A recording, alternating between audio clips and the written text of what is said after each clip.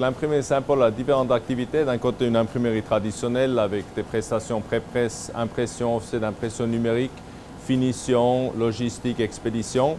Mais à l'avenir, on a déjà aujourd'hui tout ce qui a trait à la réalité augmentée, c'est-à-dire enrichir un produit imprimé par du contenu, soit vidéo, soit animation, 3D ou autre, pour donner une plus-value à l'impression.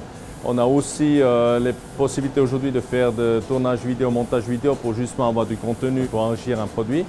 Et puis il y a d'autres pistes plutôt dans la partie communication, campagne de publicité où on est en train de développer ou de réfléchir à des possibilités de développement.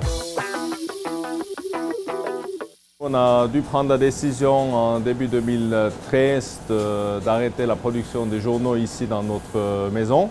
Une annonce qui était faite 2 ans avant parce qu'on a fini la production fin 2014.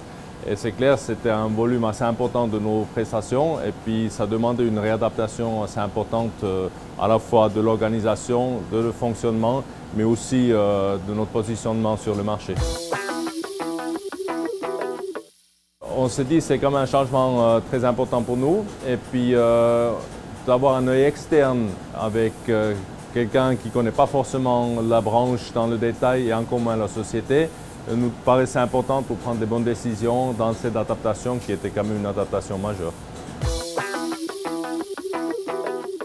C'est d'avoir quelqu'un qui pose des bonnes questions, qui ne sont pas forcément toujours, qui des fois peuvent gêner un petit peu, mais qui nous ont permis de se remettre en question et de trouver la meilleure solution dans un contexte qui était donné.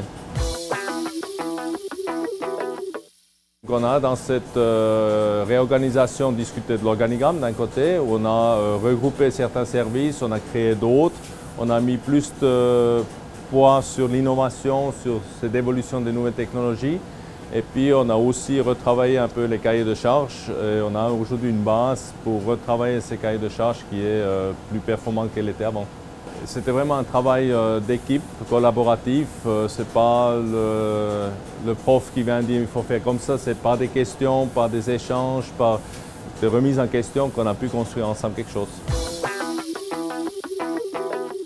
L'évolution dans nos branches ne s'est pas arrêtée et ne s'arrêtera pas aussitôt. Donc on est toujours encore en train de réadapter un peu l'organisation sur de nouveaux défis, sur de nouvelles prestations qu'on vient de mettre en place. On doit aussi adapter ces cahiers de charges encore à ces dernières évolutions. Et on est en train de réfléchir comment mieux pousser les nouvelles prestations, les nouveaux business. Et puis là, on aura aussi encore besoin d'un certain accompagnement de cet œil externe que nous, on n'a pas forcément chez nous.